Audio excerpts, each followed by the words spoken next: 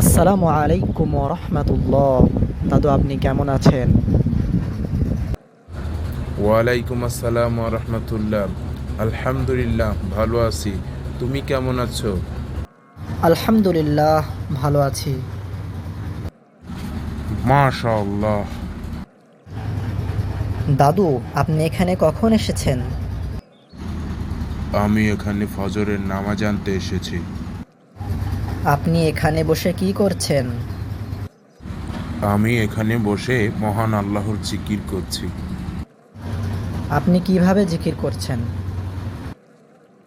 আমি রসুল সাল্লাল্লাহু আলাইহি ওয়াসাল্লামের শেখানো 4টি বাক্য দ্বারা আল্লাহর জিকির করছি। সেই 4টি বাক্যগুলো কি আমাকে একটু জানাবেন? সেই 4টি বাক্য হলো সুবহানাল্লাহ, আলহামদুলিল্লাহ, লা ইলাহা ইল্লাল্লাহ, আল্লাহু আকবার। এখন থেকে আমি এই 4টি বাক্য দ্বারা আল্লাহকে স্মরণ করব, ইনশাআল্লাহ।